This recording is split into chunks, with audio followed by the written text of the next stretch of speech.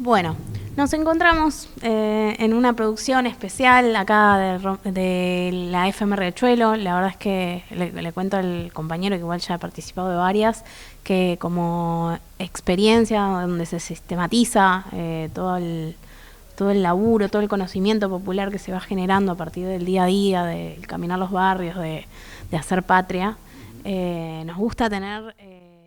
ser la herramienta para sistematizar eso y que eso de alguna forma logre ser un material más que nos ayuda a no siempre partir de cero, como decía Rodolfo Walsh, que los poderosos siempre nos hacen pensar que no hay nada tras nuestro, sino que siempre arrancamos de cero. Bueno, tratamos de combatir un poco con eso. Y justamente por eso también nos encontramos con César Trejo, que él es excombatiente de Malvinas, en este momento forma parte de la Secretaría de Excombatientes de las 62 organizaciones del bloque peronista. ¿Me equivoco? ¿Está bien nombrado? Pues está bien nombrado eso.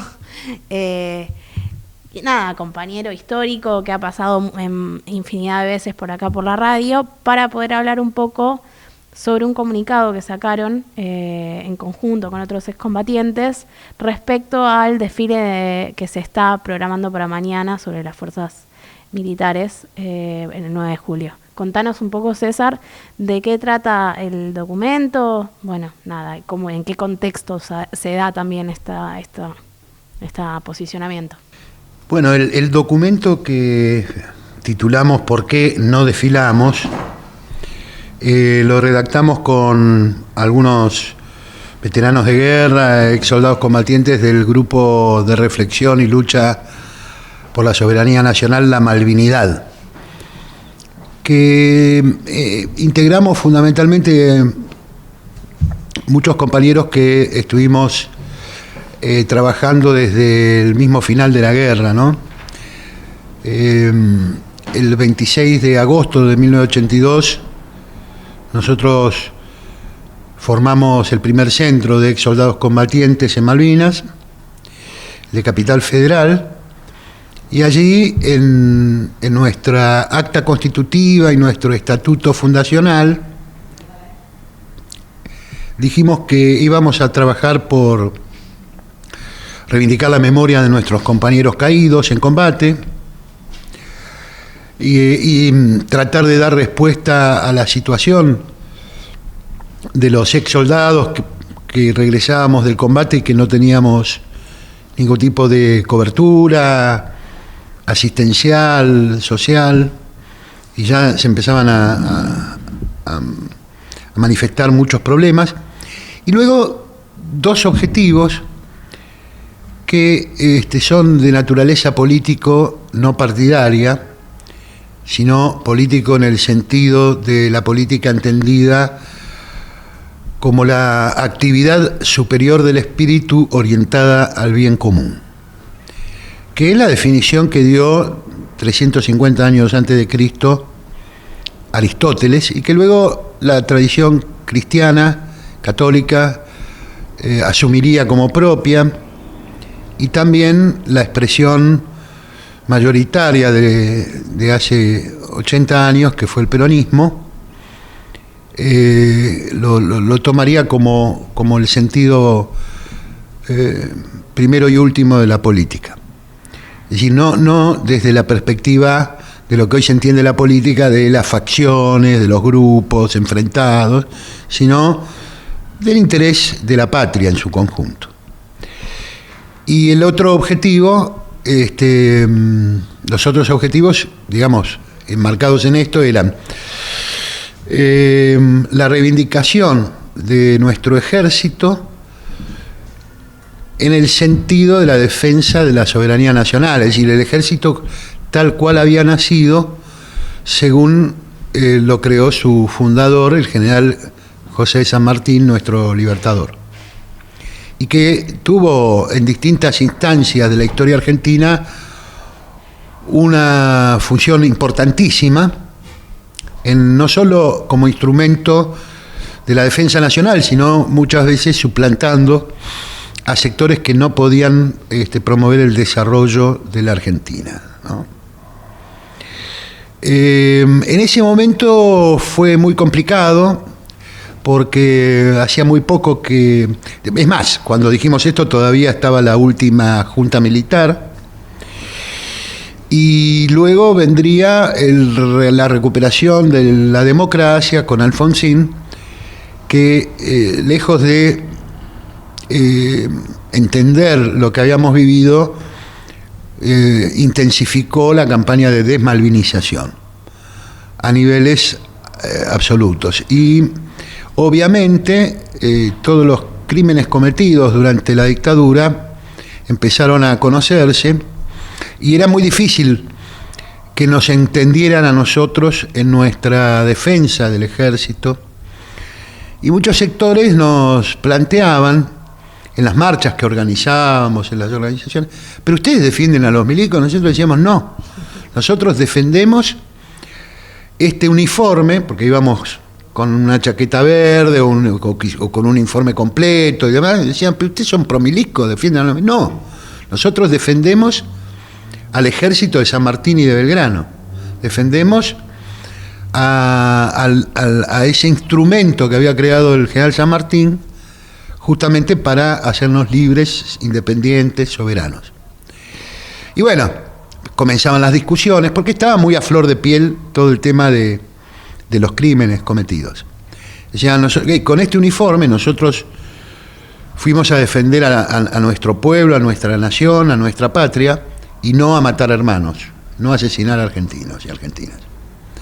Bueno, y fuimos consecuentes hasta el día de hoy con eso, y seguiremos siéndolo, porque entendemos que una nación soberana no puede no tener, en las circunstancias actuales del mundo, y cada vez más, un ejército que sea un instrumento de la capacidad disuasiva que pueda tener nuestra nación para defender nuestros intereses estratégicos. Ahora, cuando se hace esta convocatoria, en la actualidad, nosotros que hemos participado en muchos desfiles, en muchas movilizaciones a lo largo de estos años, con mucho orgullo y sin ningún tipo de resentimiento con las Fuerzas Armadas, entendemos que este desfile y esta convocatoria necesariamente suena a una especie de farsa montada para ocultar o disimular o poner una cosmética supuestamente patriótica, supuestamente nacional, supuestamente reivindicatoria de las Fuerzas Armadas, a un proceso que a todas luces es la derrota definitiva de la Argentina si se concretan los planes que el actual gobierno viene promoviendo. En primer lugar,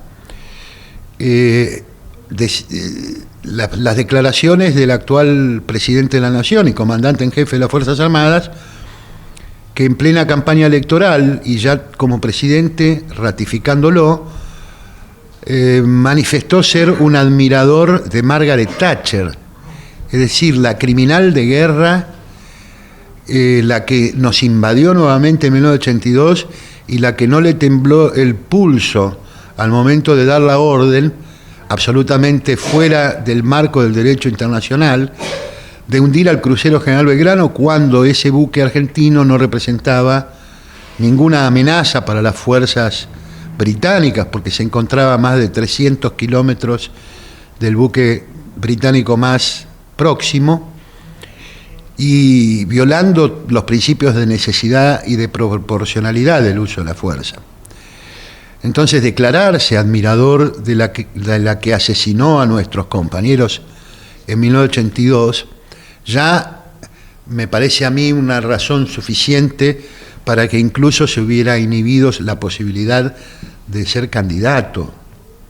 Pero no lejos de eso, lo ratifica cuando es presidente.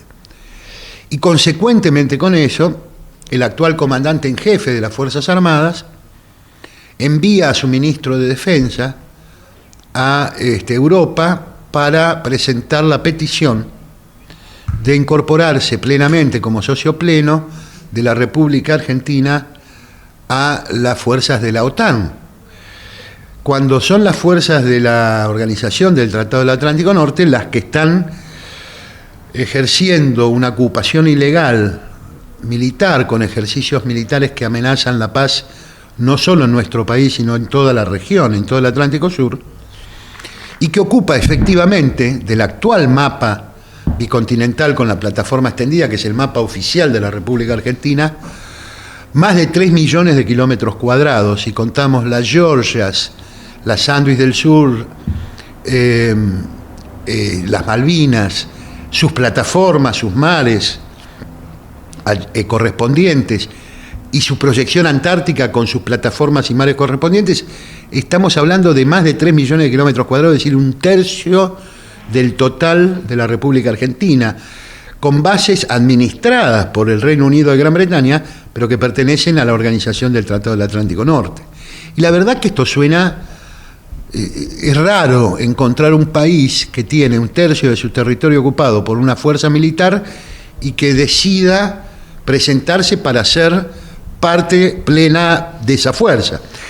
Ya había iniciado eso durante la presidencia de Carlos Menem, cuando habíamos obtenido o solicitado y obtenido el estatus de aliado extra OTAN, que curiosamente ninguno de los gobiernos que lo sucedieron denunció esa pertenencia como aliado extra OTAN.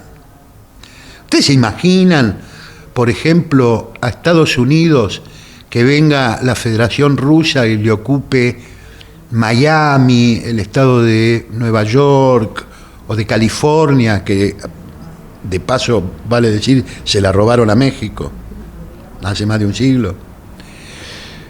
Que Estados Unidos quiera participar de la coalición militar que la Federación Rusa, digamos, es inconcebible. Bueno, esto es la situación incongruente que nos enfrentamos hoy. Además,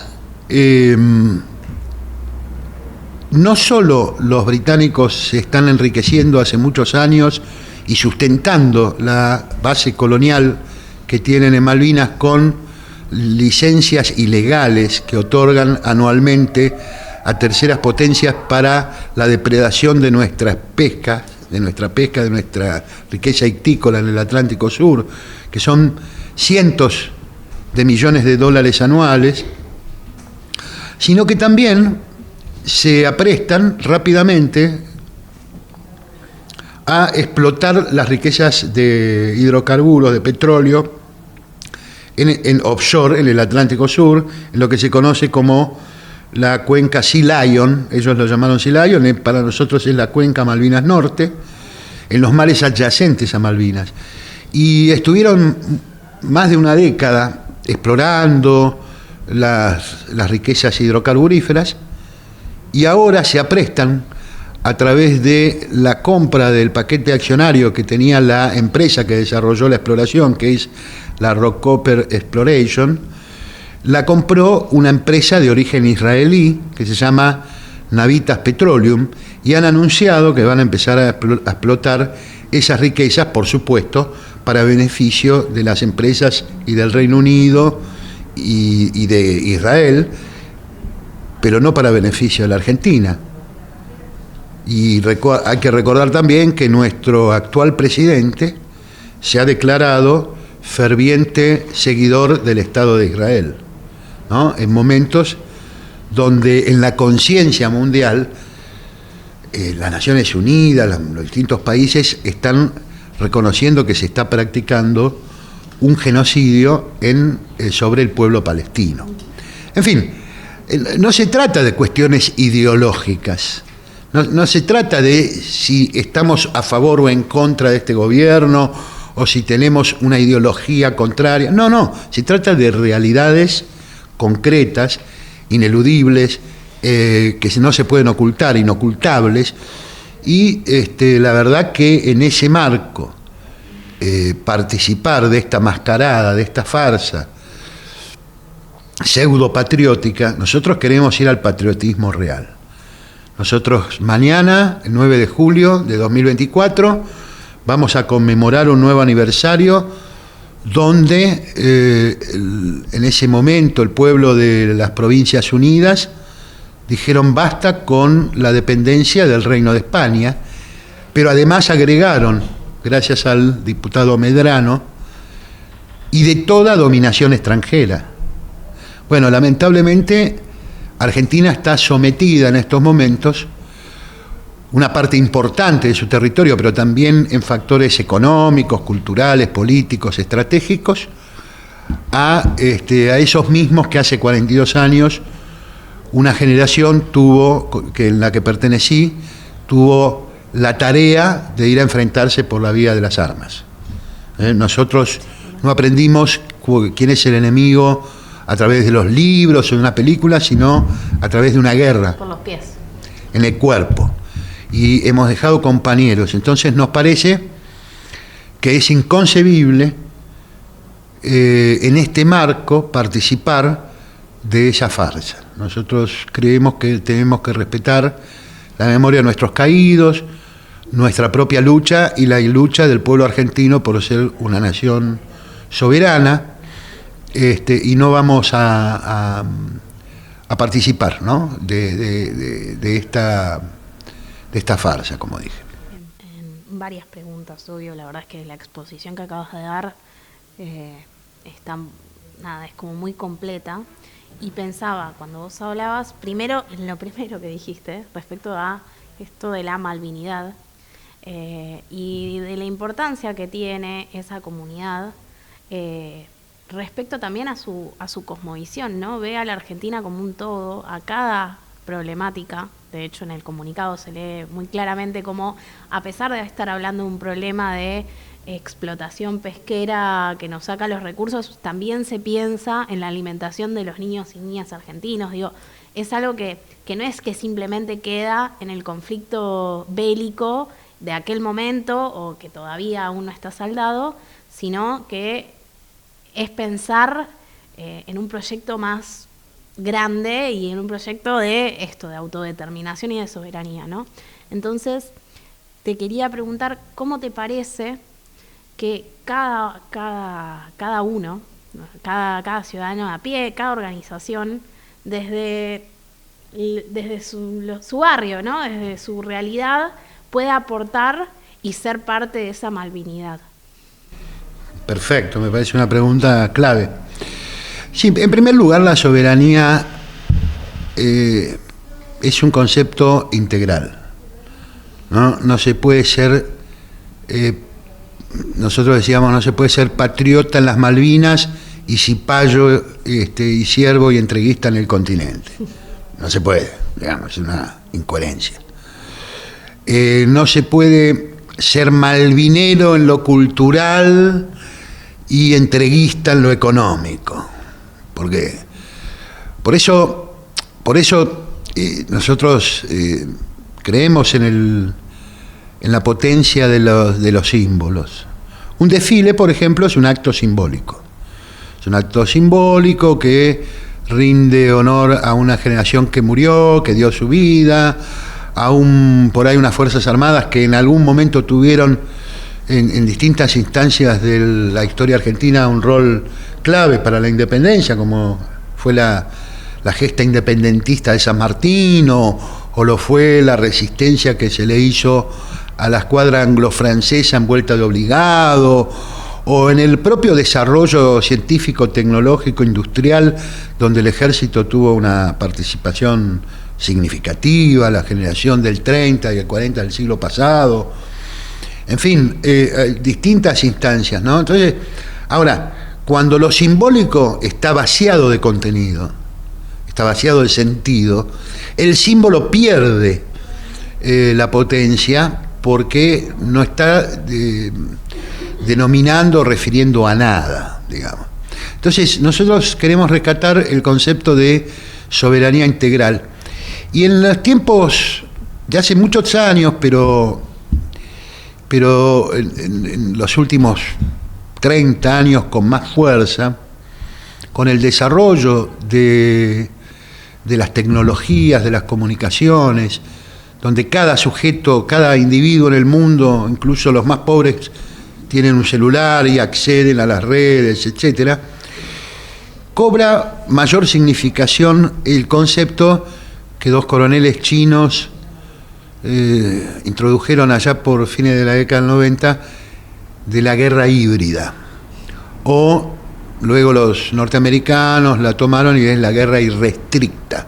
¿Qué significa esto? Que la guerra ya no es un hecho exclusivo de bombas, misiles, tanques, aviones, barcos, proyectiles, sino que hay distintos campos en que se desarrolla la guerra moderna y fundamentalmente tiene un factor psicológico, cultural, espiritual, porque en definitiva, más allá de la evolución tecnológica, ya lo había dicho un teórico, un filósofo chino, también 4 siglos antes de Cristo, que era Sun Tzu, decía que uno no vence al enemigo cuando destruye sus ejércitos u ocupa sus ciudades, sino cuando lo convence de que no tiene sentido pelear.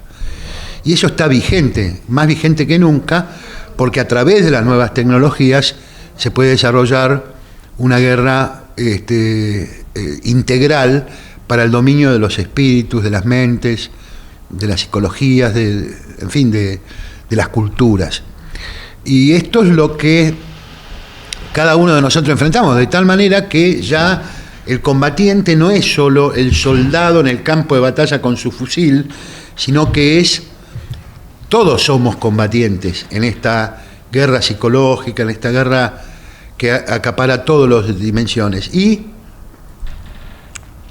también hay un aspecto económico. Muchas veces uno empieza a hacer cuentas, no a través de los economistas que salen en la televisión, sino a través del sentido común. Y uno ve, si uno contase toda la riqueza que se evade a través de la cuenca del río Paraná, de toda la evasión, porque ahí lo controla una empresa canadiense.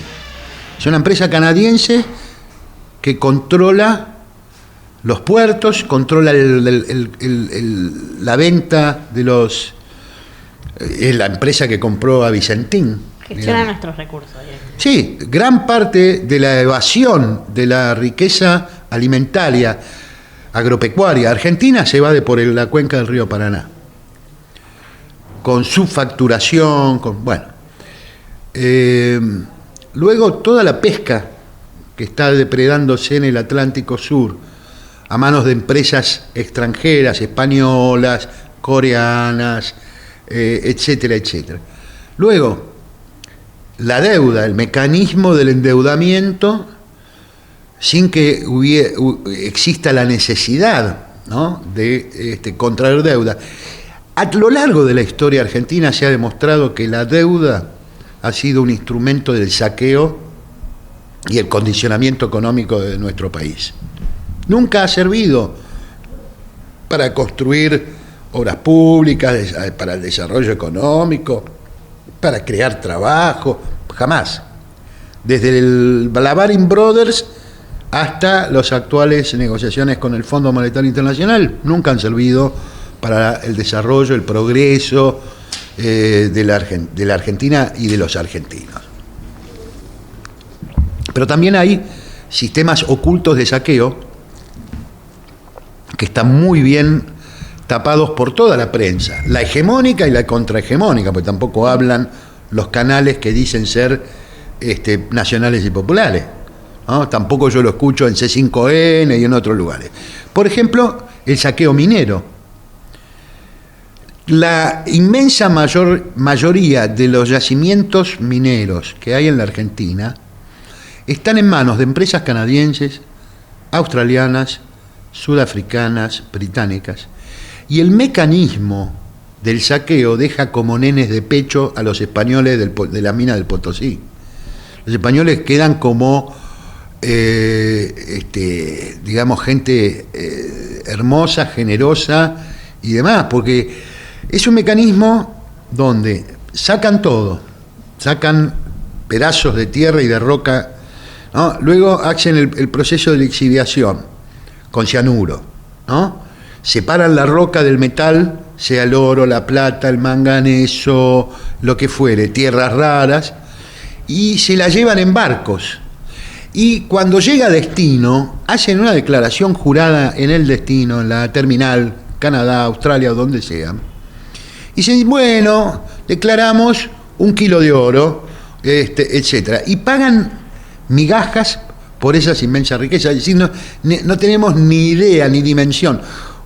Alcira Argumedo, hace 3 años, antes de fallecer, lógicamente, dio a conocer un estudio de la Facultad de Ingeniería de la Universidad Nacional del Tucumán. Un grupo de ingenieros se pusieron a estudiar focalizadamente lo que se llaman las tierras raras. Las tierras raras son minerales que se utilizan, la mayor parte de ellos, en las nuevas tecnologías de la información, de la comunicación, que son estratégicas. ¿Tipo litio? No, litio es otra cosa. Tiene que ver con el litio porque el litio también se utiliza en esas tecnologías, pero son, bueno, el cálculo que había hecho la Facultad de Ingeniería de la Universidad Nacional de Tucumán era que 18.000 millones de dólares se habían evadido por impuestos no pagados de esas tierras raras. Entonces, si uno ve toda la renta argentina saqueada, evasión de la cuenca del río Paraná, depredación de toda nuestra riqueza mineral, que no nos pagan prácticamente nada, deuda, energía, alimentos, pesca en el Atlántico Sur, la verdad es que la Argentina es un país que produce miles y miles y miles de millones de dólares anuales y que están, de alguna manera, fugan hacia, de alguna manera, destinos finales, que van a engrosar las arcas de los capitales transnacionales, las multinacionales, y no nos dejan más que miseria, más que algunos puestitos de trabajo, mucho veneno con la minería, mucha depredación. Poca agua, y exactamente, porque consumen muchísimos recursos hídricos de la Argentina. Entonces, cuando uno ve eso, dice, no, pará, ¿de qué soberanía y de qué independencia estamos hablando? Y encima de eso ahora les dicen, bueno, vamos a hacer el RIGI, el régimen de inversión de los grandes inversores, te pago por saquearme. Te pago por robarme, ¿no? Bueno, entonces, a ver, yo no soy economista, ¿no? Pero no hace falta serlo para comprender que acá hay un mecanismo, ¿no? Y que con todas esas riquezas tenemos más de la mitad de la población argentina bajo la línea de pobreza. Y en vez de generar puestos de trabajo, cada vez hay menos puestos de trabajo. Y cada vez hay más miseria y hay más indigencia. Con lo cual, nosotros decimos, nuestros compañeros y nosotros no combatimos, nuestros compañeros caídos y nosotros no fuimos a pelear por esto. Fuimos a pelear por otra Argentina. Queremos otra Argentina.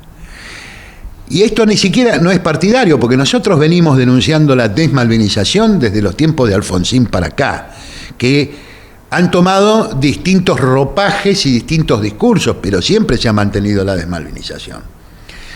A ver, no estamos diciendo que toda la culpa es de Milei, no. Acá,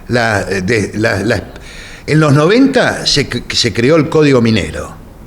Y en los 2000 empezaron a explotarse los yacimientos minerales. Entonces no estamos diciendo toda la culpa es del actual presidente. Lo que estamos diciendo es que ahora hay una explicitación de un proyecto de una Argentina que lo único que se va a convertir nuestro país es en la promoción o en la entrega de commodities muy baratos, alimentos, energía, minerales, etcétera, y prácticamente la soberanía, lo que va a quedar son los símbolos vaciados de sentido. Por eso mismo, nosotros queremos restituir a los símbolos, nuestra bandera, nuestro himno, el Estado argentino, las Fuerzas Armadas y demás, queremos imbuirlo de contenido real. Y para eso, Malvinas es un enorme aprendizaje, porque Malvinas, como siempre lo dijimos, es la parte visible de un sistema de dominación invisible que cada vez se hace más visible. Y ese país del extractivismo, ese país de los commodities baratos, no alcanza para los 48 millones de argentinas y argentinos. Como mucho podrán vivir bien 3, 4 millones y el resto al hambre y a la desesperación. Y la verdad que no es el país que soñaron San Martín, que soñaron Güemes, que soñó Belgrano, que soñaron todos los patriotas que dieron su vida, incluyendo a nuestros compañeros que dieron su vida en Malvinas.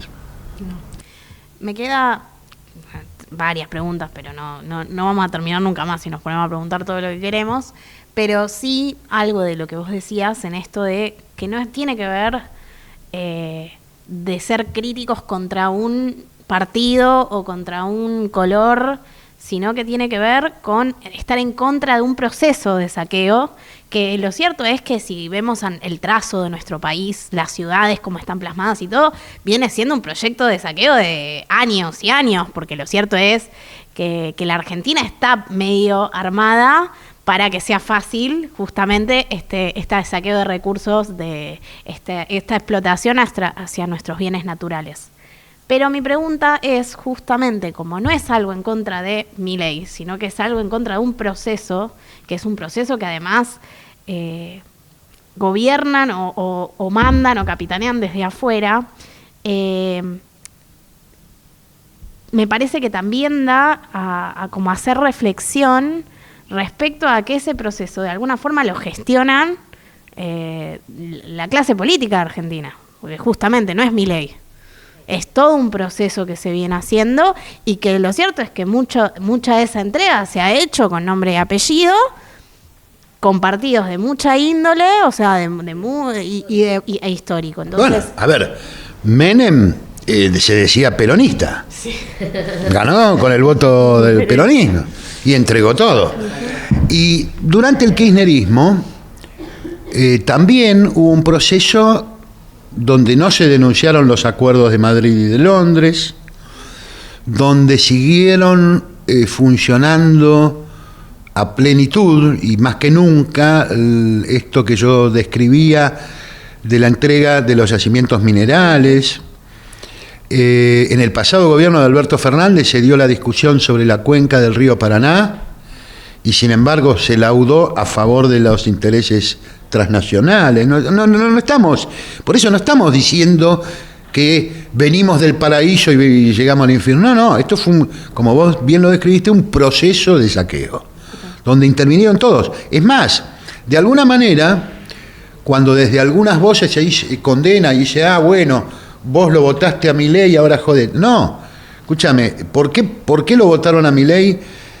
No solo los sectores acomodados, sino enormes multitudes de trabajadores o de gente sin trabajo, de gente absolutamente excluida del sistema del trabajo y de la producción, y porque estaban hartos del chamullo, como se le diría en la calle. Estaban hartos de que le hablaran de inclusión social, de bla, bla, bla, todo un lindo lenguaje, pero después la realidad era una realidad grave. Entonces, como decía un amigo en una propaganda que inventó Belbeto Azurey, decía, le hablaban con palabras esdrújulas y le daban hechos graves.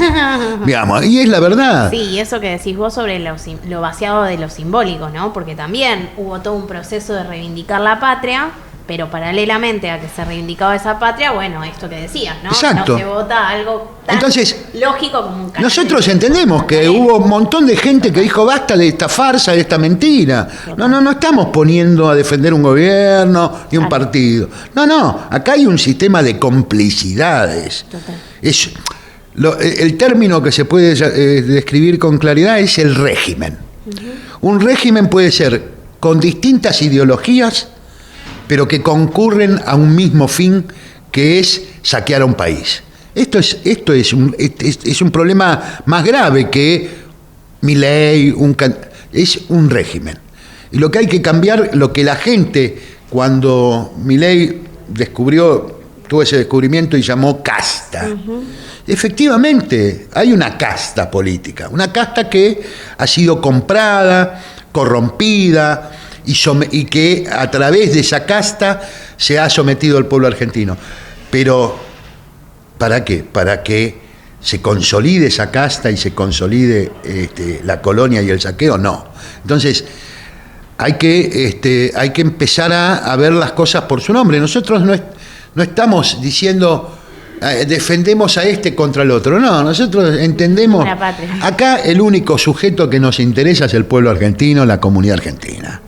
Que hace muchos, yo creo que desde el año 76 para acá, antes del 76, antes del golpe militar, tenía un gobierno popular que respondía a los intereses nacionales. Y una vez que se terminó ese gobierno, las bases que anunció Martínez de Oz en el proceso de reorganización nacional, nadie las contradijo, porque en sustancia muchísimas leyes del proceso y todo un régimen que instaló el proceso no se modificó y en muchos casos se profundizó. Entonces, procesistas son todos, más allá de los discursitos democráticos, izquierdistas, derechohumanistas, han sido en sustancia procesistas todos, desde Alfonsín hasta Alberto Fernández. Y ahora estamos viendo el resultado de ese régimen que se instaló en la Argentina. Entonces, coincido con vos, no se trata de una orientación puramente ideológica, es supraideológica. Es la verdad misma, la realidad misma la que nos demuestra que la Argentina, siendo un país inmensamente rico, es un productor de pobreza y demás, gracias a la traición de su clase dirigente, justamente. Cuando aportaba esto, es como que en esto, estamos como reconfigurando el actor que justamente lo que busca es defender al pueblo argentino y no pensar en la elección de cada 2 años, por ejemplo, ¿no? Porque se está volviendo a escuchar eso. Desde que asumió Milei se escucha el bueno, va a estar 6 meses y se va a ir, o va a estar 3 meses y se va, que no va a poder hacer. Entonces, nos parece,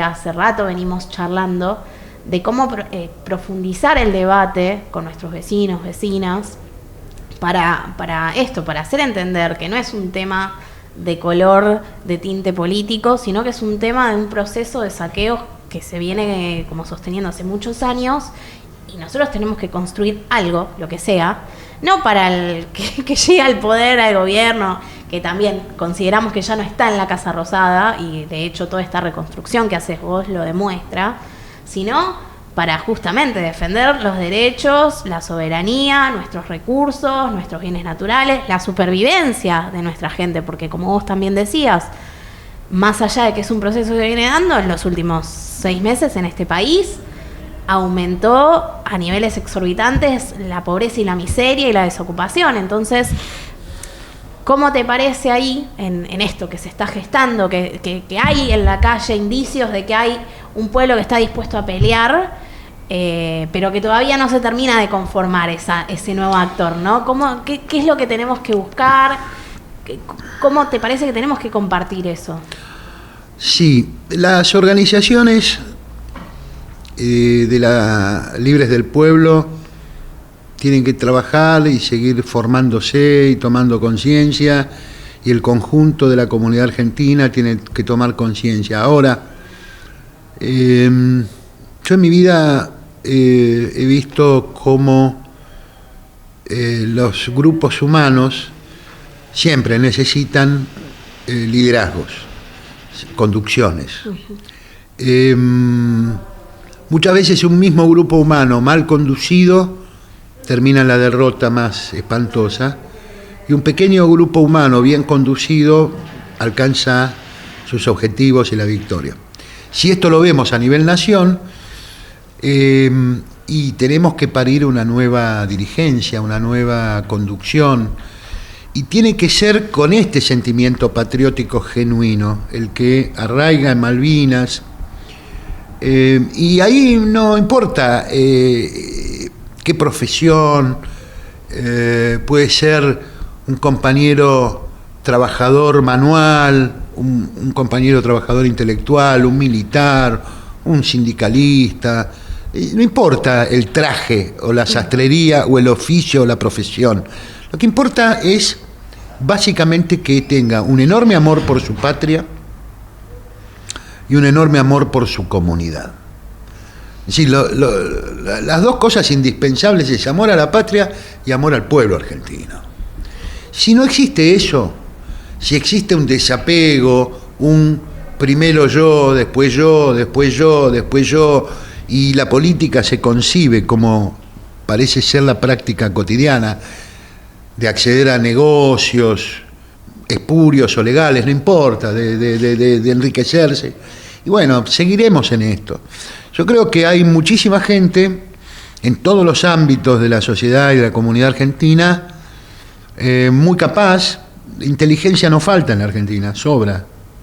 Lo que falta son la organización de los talentos. La organización de los talentos. Es decir, pero para la organización de los talentos se da a través de los ejemplos morales. No la moralina de una Lilita Carrió o la moralina de los medios de comunicación que solo ven el que está. Acá hay un sistema de saqueo. Y el sistema de saqueo es las grandes corporaciones transnacionales que se llevan la parte del león, el botín más grande, la riqueza argentina, y para eso utilizan la coima, la corrupción a los políticos locales. A eso hay que terminarlo. Hay que recuperar la renta argentina, hay que recuperar la riqueza argentina, el trabajo argentino.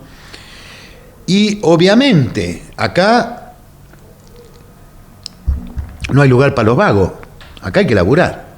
Todos tenemos que laburar.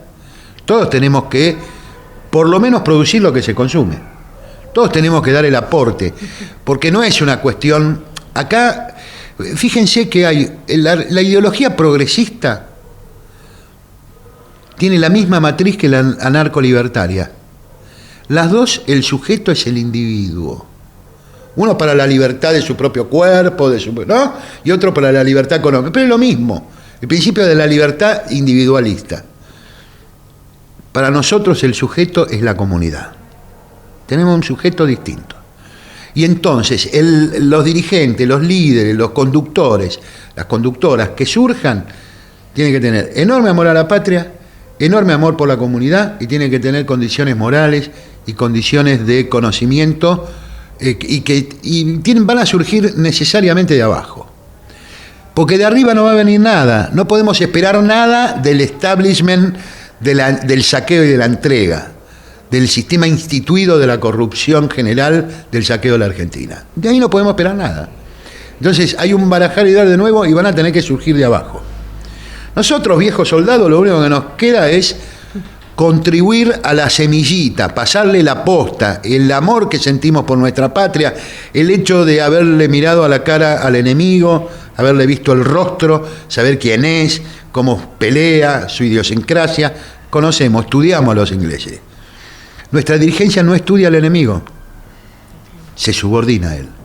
El enemigo nos estudia a nosotros. Nosotros tenemos que estudiar al enemigo, detenidamente, porque si no, no hay posibilidad de pensamiento estratégico. Si no conocemos al enemigo, no hay política ni estrategia que valga. Tenemos que conocerlo. Y a partir de ahí, todo lo demás son cuestiones de prácticas de gobierno y demás. Pero lo que tenemos que hacer primero es tener dirigentes que amen a su patria y amen a su comunidad. Si vos te presentís parte de algo, vos no podés. Tenés una familia y amás a tus hijos, amás a tu mujer, amás a tu familia. Vos no le vas a robar a tu familia.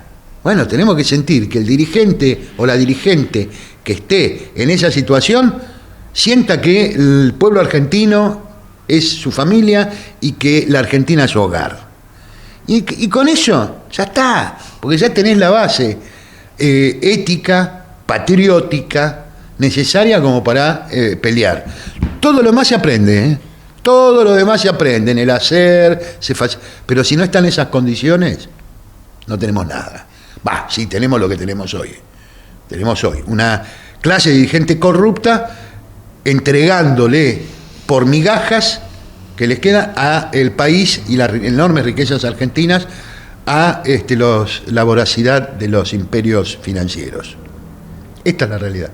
Entonces, decimos, 9 de julio es una fecha muy importante. No vamos a conmemorar un acto del pasado con un presente ominoso.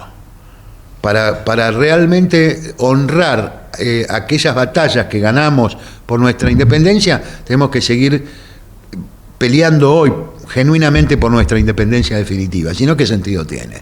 Si no, es una fantochada, es un mamarracho, como lo que va a ser mañana lo que convoca el gobierno, un mamarracho. Nosotros no estamos dispuestos a participar de ese mamarracho. César, te agradecemos infinitamente que te hayas dado el tiempo de sentarte acá con nosotros. Yo siento que sí, que es un lujo, como acá dice mi compañera Moni, que está haciendo la operación. Lo cierto es que es pedazo de historia viva, pero además es un momento donde nos sentamos y reflexionamos y profundizamos un poco en el quehacer, el que camina todos los días para construir esta patria, ¿no? Así que no sé si querés hacer algún cierre de algo más por nuestra parte. No, más que nada hablarle a los jóvenes. Uno entiende el hartazgo, uno entiende las broncas y a veces hasta entiende la amargura y el desaliento. Pero nosotros también, siendo muy jóvenes, nos enfrentamos a la muerte. Y ahí muchos quedaron en el camino, pero nos juntamos entre nosotros, empezamos a ver cómo salíamos de esa trampa que estábamos metidos, de esa situación que no parecía tener salida, y en conjunto la encontramos. O sea que no le vamos a pedir que se pongan en nuestro lugar, porque es muy difícil, como también a nosotros nos es difícil ponernos en el lugar de los jóvenes de hoy, pero sí que haya un diálogo y que podamos ver, entendernos, y de alguna manera yo lo he comprobado, que cuando se transmite esto desde lo genuino, la inmensa mayoría de los jóvenes lo entienden y se entusiasman. Vale la pena ser argentinos, amar a la patria, defenderla, e incluso arriesgar la propia vida por el pueblo, por la comunidad y por la patria. Gracias, César. Estuvimos acá conversando con César Trejo, él es excombatiente de Malvinas. Agradecerte nuevamente el tiempo y y nos vemos en alguna otra producción. Muchas gracias.